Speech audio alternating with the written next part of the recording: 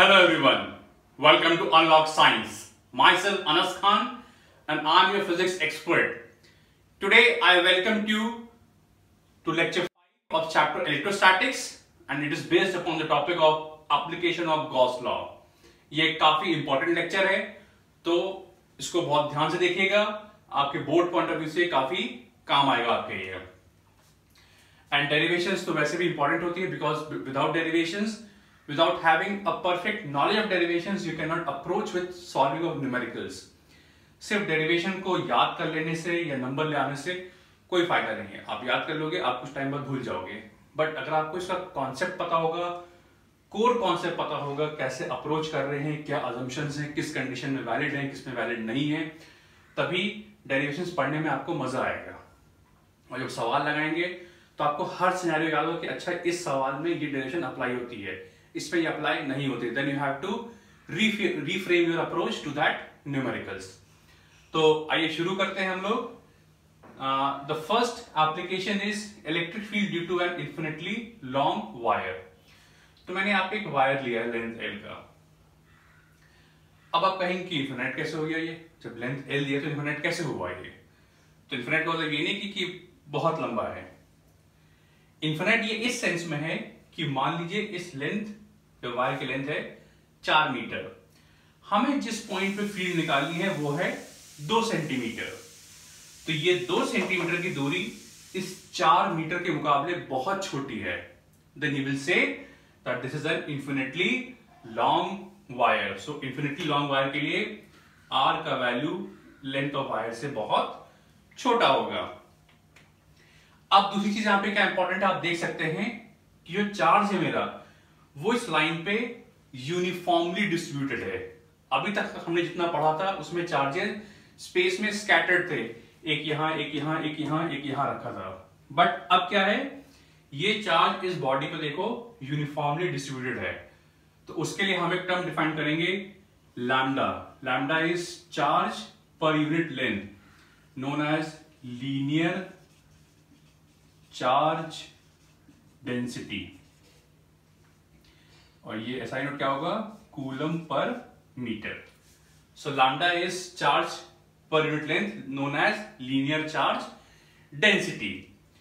अब हम निकालते हैं कि इस, और ये जो ब्लू है आपका, ब्लू सरफेस जो है that is your cylindrical Gaussian surface, जिसने अपने अंदर इस लाइन को इंक्लोज करके रखा हुआ है. Now to find electric field will use Gauss theorem. अगर आप देख सकते हैं यहां पे इस सिलेंडर में 3 सरफेस है. अगर मैं इसी पेन की बात करूं, इसमें देखिए 3 सरफेस हैं. एक ऊपर का सर्कल है, एक नीचे का सर्कल है, और ये एक आपका कर्व्ड सरफेस एरिया है. तो हम इसको सरफेस बाय सरफेस इसको स्टडी करते हैं और देखते हैं कि इसमें नेट फ्लक्स कितना इंक्लोज होगा. तो मैंने इसको सरफेस 1 नाम दे दिया, इसको सरफेस 2 नाम दे दिया और इस वाले को नाम दे दिया सरफेस 3. तो आइए इसको हम अलग अलग करके एनालाइज करते हैं.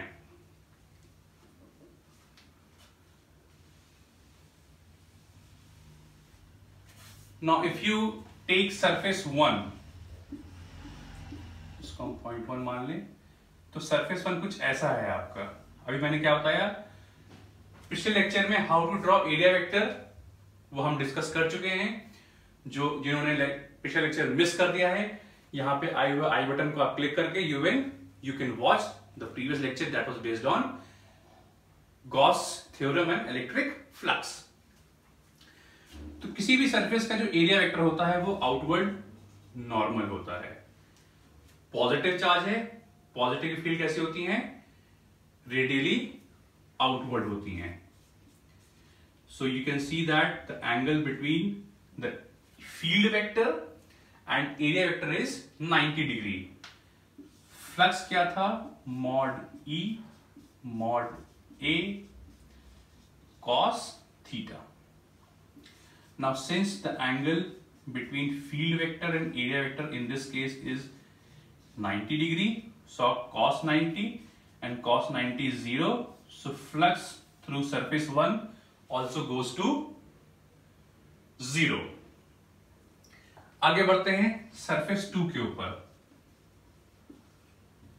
सरफेस 2 ऐसा है बट वो नीचे पॉइंट कर रहा है, तो उसका एरिया वेक्टर जो होगा वो नीचे जा रहा होगा, तो इसका एरिया वेक्टर नीचे होगा।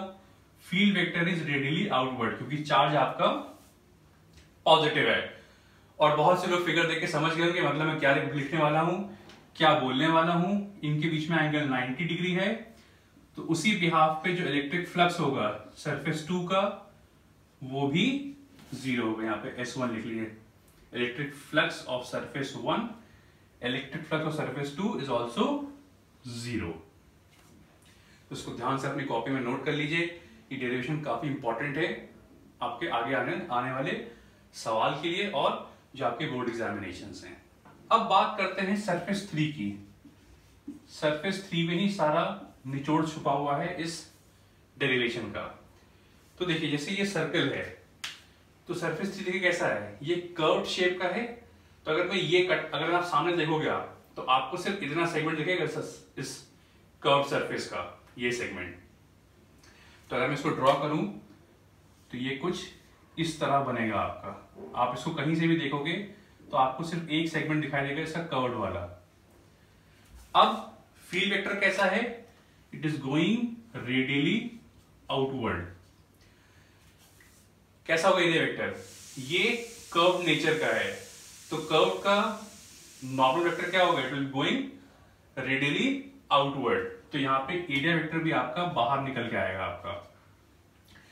Now since you can see that both are along the same direction, so theta between them is 0 degree.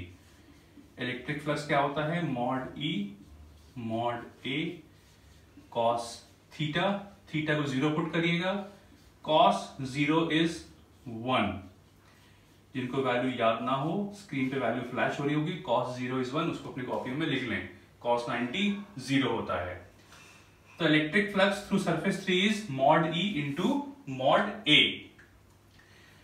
Curve surface area का एरिया कितना होता है सिलेंडर का, 2 पाई r रेडियस l उसका length. So this is the electric flux through surface 3 mod E into 2 pi r l। और यहाँ पे field और एरिया वेक्टर आपके आपस में पैरेलल हैं। अब गॉस थ्योरम कहता है कि जो भी नेट फ्लक्स होगा that will B q enclosed by epsilon not. Net flux क्या होगा, आप तीनों फ्लक्स ऐड कर दो, Q इंक्लोज कितना है, ये आपका पूरा चार्ज इंक्लोज कर रहा है, तो हमने यहाँ पे Q ले लिया, Q अपॉन एप्सिलॉन नॉट। ये 0 है, ये 0 है, ये कितना है, mod E into 2 pi RL is equal to Q upon epsilon naught. तो मॉड E क्या बन जाएगा, Q upon 2 pi epsilon naught RL, इसको नीचे ले आओ। Q अपॉन L क्या था, lambda, lambda is linear charge density. तो ये आपका इलेक्ट्रिक फील्ड आ गया पॉइंट P पे due to what, due to a linear charge. और फील्ड कहां जा रहा होगा, ये इधर जा रहा होगा। और यहां पे एरिया वेक्टर भी क्या है, आपका एरिया वेक्टर भी राइट के अलॉन्ग जा रहा है। तो अगर मैं इसको वेक्टर फॉर्म लिखना चाहूं तो वेक्टर का मैग्नीट्यूड कितना है, 2 pi epsilon not r into n cap, because electric field is along the normal vector or the area vector। तो ये आपका वेक्टर फॉर्म हो गया आपका, ये मैग्नीट्यूड फॉर्म में हो गया और ये आपका हो गया वेक्टर फॉर्म में, giving you the electric field at any given point due to this linear charge density. Now moving on to the next application, that is electric field due to a uniformly charged sheet or area। तो ऐसे lambda था, यहां पे term होता है sigma. Sigma is charge per unit area, that is coulomb per metre square. तो मान लीजिए ये कोई शीट है, शीट के ऊपर आपने चार्ज इस पर यूनिफॉर्मली डिस्ट्रीब्यूट किया है। मैंने एक सेगमेंट ले लिया शीट का मैंने, और मैंने यहाँ पे एक सिलिंड्रिकल गॉसियन सरफेस अज्यूम कर लिया, जहां पे दोनों सरफेस जो आपके सर्कुलर एंड्स हैं उन दोनों का जो क्रॉस सेक्शन एरिया है वो A है। तो this is the cross section area A and it is enclosing some amount of charge Q। तो हम इस इंक्लोज चार्ज का फील्ड निकालना चाह रहे हैं किसी भी पॉइंट P के ऊपर, चाहे वो पॉइंट P यहां लाई कर रहा हो चाहे वो वहां लाई कर रहा हो। फिर वही है, सिलिंड्रिकल सरफेस है तो इसमें 3 आपके सेगमेंट्स होंगे, एक ये सर्कुलर है, एक ये आपका कर्व, जैसे अगर ये सिलेंडर ऐसे रखा है, एक सर्कल ये है जो मेरे सामने आ रहा है, एक सर्कल उधर जा रहा है और ये एक कर्व सरफेस एरिया है। तो हम इसको फिर से सरफेस बाय सरफेस एनालाइज करते हैं। तो अगर हम सरफेस 1 की बात करें तो सरफेस 1 पे क्या हो रहा है, आपका फील्ड वेक्टर और एरिया वेक्टर क्या है, पैरेलल हैं। तो आपका थीटा कितना है, 0 degree. So flux at surface 1 कितना बन जाएगा, मॉड ई मॉड ए। कॉस थीटा का टर्म हम नहीं लिख रहे हैं क्योंकि कॉस थीटा में जब आप थीटा 0 पुट करोगे कॉस 0 1 बन जाएगा। तो फाई S1 बन गया मॉड ई इंटू मॉड ए। इसी तरह अगर हम बात करें सरफेस 2 की, ये सरफेस 2 आपका, इसको हम S2 मान लेते हैं। तो इससे क्या है, चार्ज है, फील्ड रेडियली आउटवर्ड निकलेगी, एरिया वेक्टर भी रेडियली आउटवर्ड होगा। तो फाई S2 क्या हो जाएगा, ये भी आपका मॉड ई इंटू मॉड ए बन जाएगा क्योंकि फील्ड वेक्टर और एरिया वेक्टर यहां पे भी पैरेलल हैं। अब बचता है सरफेस 3 जो कर्व सरफेस है। तो अगर हम कर्व की बात करें तो कर्व सरफेस आपका कुछ इस तरह बन रहा होगा, आपका कर्व सरफेस। तो ऊपर कर्व सरफेस में क्या है, ये पेन है आपका, ये कर्व सरफेस है ये। तो इस कर्व सरफेस का एरिया वेक्टर कैसा होगा, ऊपर जाएगा, और फील्ड वेक्टर क्या है, रेडियली आउटवर्ड है। बाकी आप सब समझ ही गए होंगे कि एंगल 90 डिग्री है। तो flux through surface 3 will be 0 क्योंकि mod E mod A cos 90 will give you 0। कैसे ए ऊपर गया, ये कर्व सरफेस है तो इस कर्व का नॉर्मल क्या होगा, भाई कर्व्ड है, इस पे टैंजेंट खींचिए और टैंजेंट पे नॉर्मल क्या होगा, ऐसे जाएगा आपका। तो दैट विल बी क्या, एंगल ऑफ 90 डिग्रीज। अब अगले स्टेप में क्या करना है, हम यहाँ पे तीनों फ्लक्स ऐड करेंगे। तो जो नेट फ्लक्स होगा आपका that will be phi S1 phi S2 plus phi S3। ये कितना है, mod E into mod A, ये कितना है, mod E into mod A, और फाई S3 आपका 0 है। तो फाई नेट क्या बन जाएगा, 2 times mod E into mod A. So this will give you the net flux upon adding the individual fluxes of surface 1, 2 and 3। और phi net की value क्या होती है, enclosed charge upon epsilon naught। तो phi net कितना आया है, 2 times mod ई mod ए, enclosed charge कितना है, सिग्मा इंटू ए अपॉन एप्सिलॉन नॉट। तो ए और ए आपका कैंसिल हो गया, तो क्या बन जाएगा, 2 times mod E is sigma by epsilon not, या मॉड ई का वैल्यू क्या बन जाएगा, सिग्मा बाय 2 एप्सिलॉन नॉट। और जो फील्ड वेक्टर्स हैं वो देखिए आप एरिया के अलोंग ही जा रहे हैं। तो अगर मैं इसको वेक्टर फॉर्म में लिखना चाहूंगा मैं, तो वेक्टर फॉर्म में कुछ ही ऐसा बन जाएगा आपका, E vector is equal to sigma by 2 epsilon naught n cap because field vector is going along the area vector. So this is the electric field due to surface charge density sigma by 2 epsilon naught or n cap. N cap is direction of the area vector. Moving on to the last application of Gauss law, that is electric field due to uniformly charged hollow spherical shell। तो यहाँ पे क्या hollow shell है जिसके surface पे Q amount of charge reside कर रहा है। और सपोज मुझे इस पॉइंट P पे, जो पॉइंट P है जो सेंटर से R दूरी पे है, क्योंकि ये स्फीयर है तो चाहे तो पॉइंट ये लीजिए चाहे पॉइंट ये लीजिए, सब सिमेट्रिकल हैं। तो ये सेंटर से R दूरी पे है, ये स्मॉल r, कैपिटल R तो इस शेल का रेडियस है। तो मुझे उस पॉइंट P पे इलेक्ट्रिक फील्ड निकालनी है। तो मैंने यहाँ पे 2 गॉसियन सरफेस लिए। ध्यान दीजिएगा एप्लीकेशन 1, 2 में सरफेस आपका एक ही था, गॉसियन सरफेस, उसके 3 अलग अलग सेगमेंट्स थे। यहाँ पे S1 S2 2 अलग अलग गॉसियन सरफेस हैं। सरफेस 1 को आप देखिए, जो सरफेस 1 है आपका, सरफेस 1 में आप देखेंगे जो इंक्लोज चार्ज है वो 0 है। जो ये ब्लू कलर का सरफेस है इसके बाहर चार्ज लाई कर रहा है, तो इसमें इंक्लोज चार्ज कितना है? 0 है। इलेक्ट्रिक फ्लक्स क्या होता है? Enclose charge upon epsilon naught. तो इंक्लोज चार्ज कितना है? 0 है। तो फ्लक्स कितना हो गया इसमें? 0 इंक्लोज होगा। और फ्लक्स क्या होता है? Cyclic integral of E dot dA। अगर इंक्लोज फ्लक्स 0 है, इससे जो आपका इलेक्ट्रिक फील्ड होगा वो भी 0 आ जाएगा आपका थ्रू दिस सरफेस S1। अब बात करते हैं गॉसियन सरफेस S2 की, जो इस शेल को पूरा पूरा अपने अंदर इंक्लोज कर रहा है।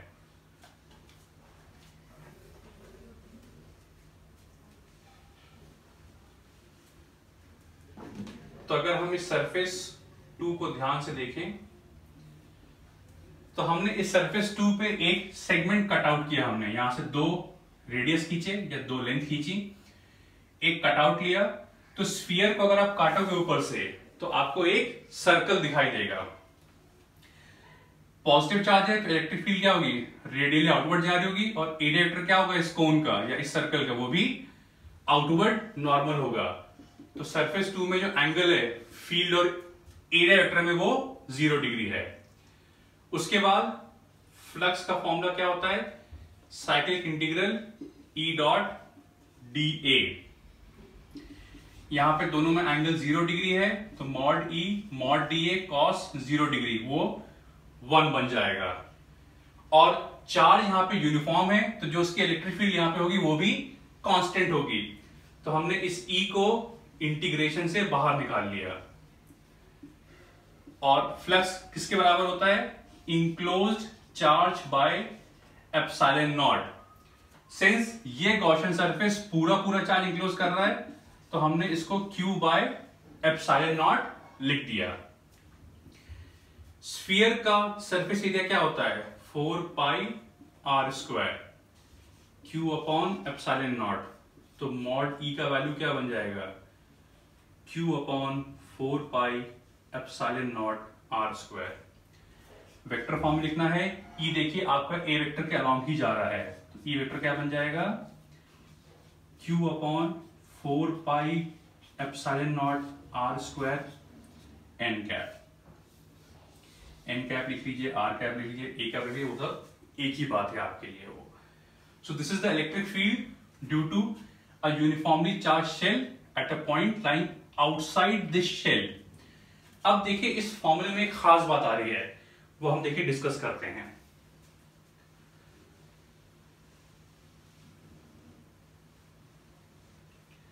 अगर मान लीजिए सेंटर में मैं एक पॉइंट चार्ज रख दूं Q वैल्यू का, और मैं वही दूरी R लूं, मैं पॉइंट P वही लूं मैं, और ये दूरी R है। मैं कहूं जरा इस पॉइंट चार्ज की इलेक्ट्रिक फील्ड आई है पॉइंट P पे, तो फील्ड का वैल्यू कितना होगा? Q upon 4 pi epsilon not R square.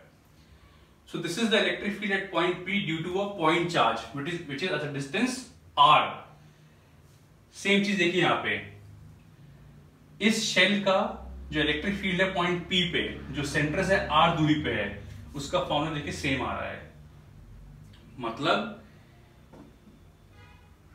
इससे ये समझ में आता है हमको कि जो भी पॉइंट शेल के बाहर लाई कर रहे हैं उनको ऐसा फील होता है, मैं बहुत धीमे धीमे बोल रहा हूं, उनको ऐसा फील होता है कि ये सारा का सारा चार्ज जो यूनिफॉर्मली डिस्ट्रीब्यूटेड है वो इस शेल के सेंटर पे रखा हुआ है। इसको कहते हैं शेल थ्योरम।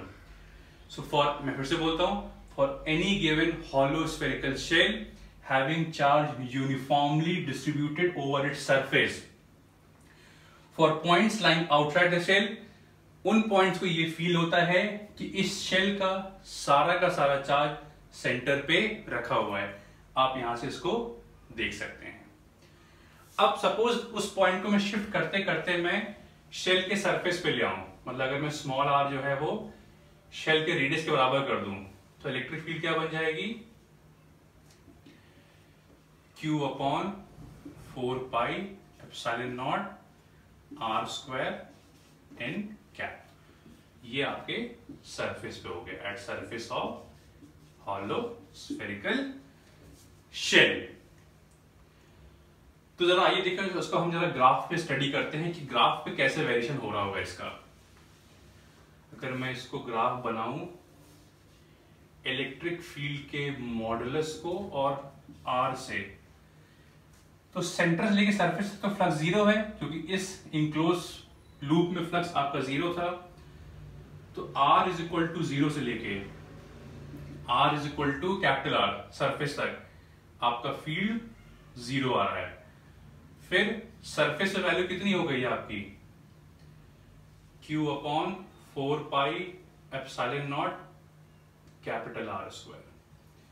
और सरफेस के बाहर क्या हो रहा है Q upon 4 pi epsilon naught R square. मतलब सरफेस के बाहर क्या हो रहा है कि आपकी जो इलेक्ट्रिक फील्ड है ये region outside the surface, electric field centre से दूरी से इनवर्सली प्रोपोर्शनल है। मतलब ये आपकी इलेक्ट्रिक फील्ड जो होगी वो फॉल करेगी आपकी। सो सेंटर से सरफेस तक फील्ड जीरो होगा, सरफेस पे मैक्सिमम होगा और उसके बाद वो आर स्क्वायर से वो इनवर्सली फॉल करना शुरू हो जाएगा आपका। तो ये आपके इलेक्ट्रिक फील्ड का वेरिएशन है with respect to position from the centre of the hollow spherical shell. अच्छा, हम ग्राफ भूल गए थे उसका डिस्कस करने, लीनियर और सरफेस वाला, तो वो भी हम देख लेते हैं। तो लीनियर में फील्ड का फॉर्मूला क्या था आपका lambda upon 2 pi epsilon naught R. देखते हैं यहाँ पे प्रोपोर्शनलिटी आपकी 1 बाई आर से है। तो अगर मैं मॉड ई और आर को प्लॉट करूं तो ये ग्राफ जो होगा वो इनवर्स नेचर का बनेगा। और सरफेस में आप देखिए, सरफेस में फील्ड का फॉर्मूला क्या था सिग्मा बाई 2 एप्सिलॉन नॉट। इसमें आर का टर्म है ही नहीं, that means with respect to R field में कोई भी वेरिएशन नहीं आएगा। तो ये फील्ड हमेशा कांस्टेंट वैल्यू की होगी। सो this is a graphical variation of linear charge density and surface charge density. So friends, I hope आपको ये लेक्चर समझ में आया होगा और ये टॉपिक बहुत इंपॉर्टेंट पार्ट है इस चैप्टर का। इसके ऊपर जो भी आपके क्वेरीज हैं, जो भी आपके सजेशंस हैं, प्लीज हमको उसको आप हमारे कमेंट सेक्शन में लिख के बताएं। हमारे चैनल को बिल्कुल आप लाइक करें, शेयर करें और सब्सक्राइब करना बिल्कुल भी ना भूलें। To get the latest notifications of this channel please do hit the bell icon. और इसके ऊपर जो नोट्स हैं, to get that thing you can visit us at www.unlockscience.in। Friends, thank you very much.